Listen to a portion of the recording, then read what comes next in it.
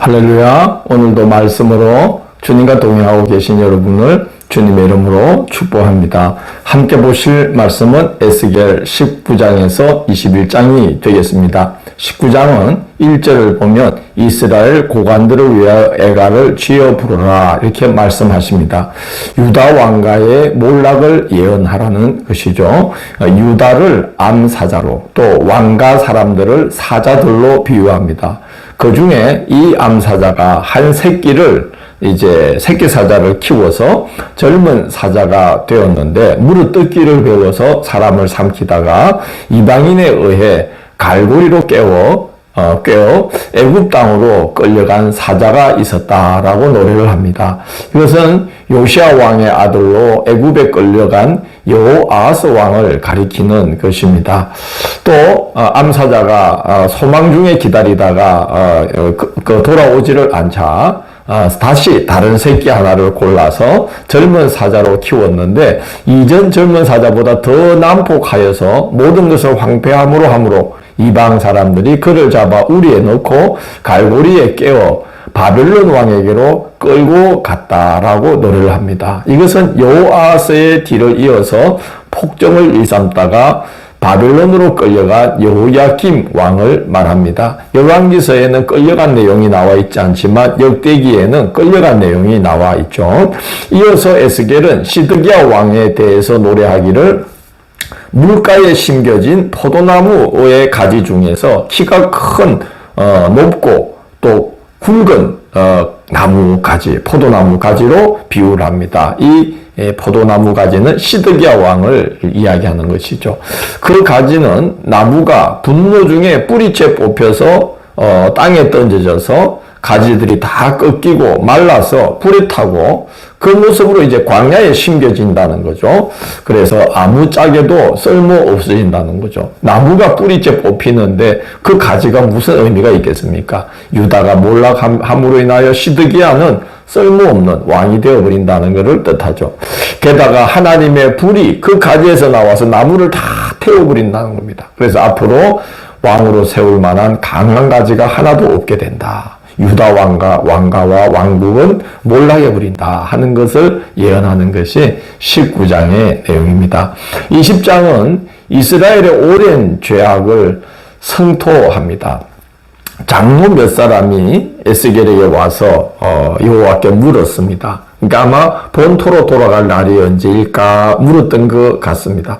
하나님은 이스라엘의 죄악, 조상들의 죄악을 성토하면서 바로 그 앞에 있는 장로들, 그들도 조상들과 조금도 다를 바 없이 하나님을 거역하는 자들이므로 내게 묻기를 용납할 수 없다고 책망하시는 내용입니다.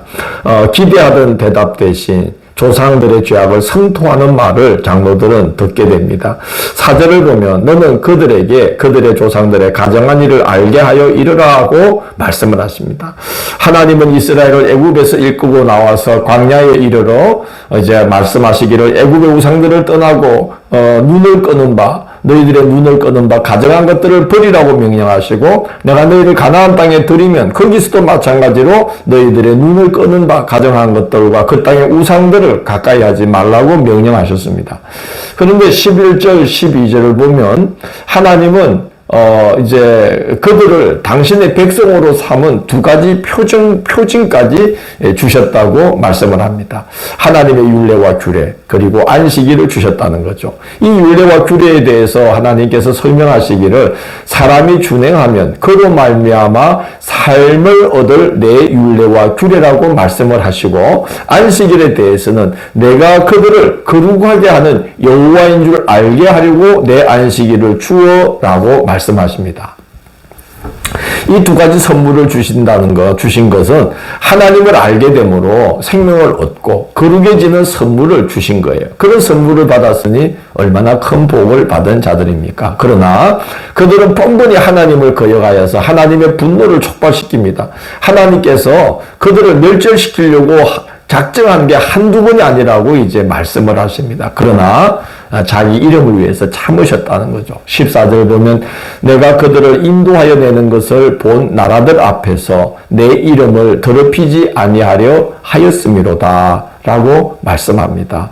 한없이 참고 뜻을 돌이키시면서 이스라엘을 약속하신 땅으로 인도하여 드렸어요. 그런데 그 인도하여 들렸더니 그들은 모든 산과 무성한 나무 아래에서 우상을 숭배하면서 오늘날까지도, 그러니까 그 당시 에스겔 시대까지도 바마라 불려지는 산당이 남아있을 정도로 우상 숭배에 열심을 냈다고 하나님께서 성토를 하십니다.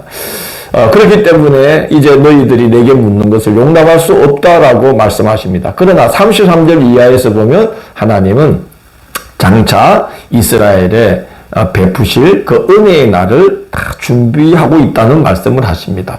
흩어진 나라들에서 다 불러 모아서 자기 백성을 삼을 것인데 37절을 보면 내가 너희를 막대기 아래로 지나가게 하며 언약의 줄로 매려니와 라고 말씀합니다. 이것은 목동이 자기 양의 수를 세려고 아침에 나갈 때 또 들어올 때 막대기 아래를 통과하게 하면서 양의 숫자가 맞는지를 세는 모습이고 또 줄로 메어놓고 자기 양 삼는 그런 모습이죠. 하나님께서 이스라엘과 다시금 목자와 양의 관계를 이제 맺을 것이다 하는 말씀을 하는 것입니다. 그리고 이 반역하는 자들, 범죄하는 자들은 모두 다 이제 제하여 버리실 건데 그들은 흩어진 땅에서 끌어내기는 하겠지만 이스라엘 땅으로 들여보내지 않고 다 제거할 것이라는 것입니다. 그래서 반역하지 않고 하나님께 범죄하지 않는 백성들만 이스라엘로 끌어들여서 이스라엘의 거룩한 산에서 내가 그들의 경배를 받을 것이다 라고 말씀합니다. 이 말씀은 이스라엘이 흩어졌던 땅에서 본토로 다시 돌아올 수 있을 뿐만 아니라 거룩한 백성으로 거듭나는 은혜를 베푸실 거라고 말씀을 하시는 것입니다. 하나님은 이런 심판 중에도 은혜를 예비해 놓으시는 거죠. 그러나 지금 당면한 것은 하나님의 심판입니다. 그래서 45절 이하 보면 불타는 남쪽의 숲에 대한 비유를 하면서 유다의 멸망을 예고하십니다. 남쪽의 숲은 남유다를 가리키는 거죠. 그럼에도 불구하고 백성들은 사태의 심각성을 전혀 깨닫지 못하고 말하기를 그는 비유로나 말하는 자가 아니냐 하면서 에스겔을 조롱합니다. 이게 무슨 뜻인가 하면 무슨 말을 하는 것인지 모르겠다. 비유로나 말하니 어찌 알겠는가. 또 들을 가치가 있는 것인가. 그러면서 이제 조롱을 했다는 거죠. 이때가 바로 예루살렘이 무너질 날이 한 4년 정도밖에 안 남았을 때인데 그들이 이렇게 경각심을 갖지 못하고 있었던 것입니다. 21장은 하나님께서 심판의 칼을 칼집에서 뺐다고 전하라 하는 이제 말씀을 합니다. 그래서 21장은 에스겔이 부르는 칼의 노래다라고 제목을 붙일 수 있겠습니다. 대대적인 심판을 경고하십니다. 3절 4절을 보면 의인과 악인을 내게서 끊을지라 이렇게 말씀합니다. 의인이라고 해서 전쟁의 소용돌이에서 비껴갈 수 있는 것은 아니죠. 왕도 고관도 백성도 의인도 죄인도 모두가 전쟁의 소용돌이에는 휩쓸려 들어갈 수밖에 없는 것이죠. 자, 그런 이야기를 하시는 겁니다. 대대적인 심판이 임박했음을 경고하기 위해서 하나님은 에스겔에게 허리가 끊어지듯이 백성들 앞에서 슬피 이제 탄식하라고 말씀을 합니다. 단장이라고 그러죠. 장자가 끊어지듯이 그렇게 슬피 울면서 애곡하라는 것이죠. 왜냐? 하나님께서 심판의 칼을 빼셨는데 그 칼을 보니 심판을 대행하는 자의 손에 넘기려고 날카롭고 빛나게 막 갈고 간 칼이라는 거죠. 개역 성경을 보면 마롱한 칼이다. 그렇게 이제 기록되어 있습니다. 그리고 심판을 완결하여서 하나님의 분노가 다 풀리기까지는 그 칼을 칼집에 꽂지 않기로 작정하시고 칼을 빼내 들었어요. 이제 큰일 난 거죠. 에스겔은 예루살렘 함락이 임박했음을 알리기 위해서 이제 한 퍼포먼스를 행합니다. 바벨론 왕의 칼이 오는 길을 땅바닥에 이렇게 그리다가 한 성에서 두 갈래의 길로 갈라지는 갈림길을 이렇게 또 그리는 것입니다. 그리고 그 갈라지는 그 모퉁이에서 이제 그 바벨론 왕이 점을 쳐서 점괘를 얻는 신용을 하는데 점괘가 이제 예루살렘으로 향하게 나오는 점괘를 받았다는 거죠. 그래서 그 길로 달려가서 성을 함락하는 퍼포먼스를 행하게 됩니다. 하나님께서 회개하라고 할 때에 회개했으면 아마 그 갈림길에서 심판의 칼이 가는 길이 암몬의 라빠로 행했을지도 모르겠습니다.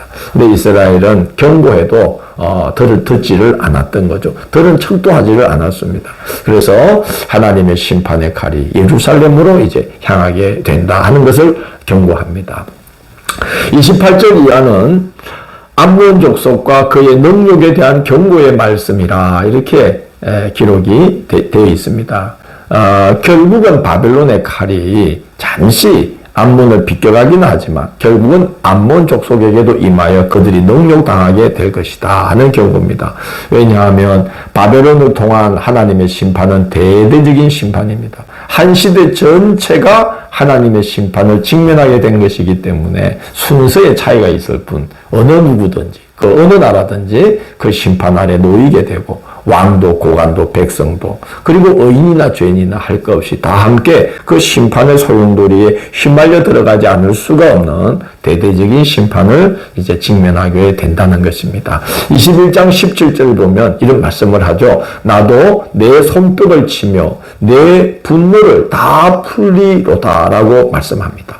하나님께서 그렇게 화가 나시면 곤란합니다. 큰일 납니다. 그렇게 하나님이 작정하시면 감당할 수 없는 일을 우리는 보게 되는 것이죠. 우리가 그렇게 되지 않도록 우리 자신과 이 시대를 놓고 기도해야 되겠다는 생각이 듭니다.